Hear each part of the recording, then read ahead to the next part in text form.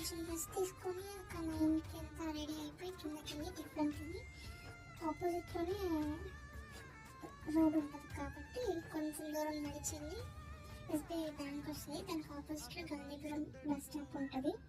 అక్కడికి 10:15కి అలా బస్ వస్తుంది అన్నమాట. బస్ డీటెయిల్స్ నేను ఫోటో పెట్టాను చూడండి.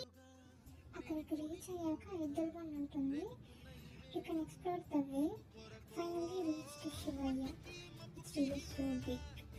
చాలా హ్యాపీగా అనిపించింది. రిటర్న్ కూడా అక్కడ నుంచి బస్సెస్ ఉంటాయి.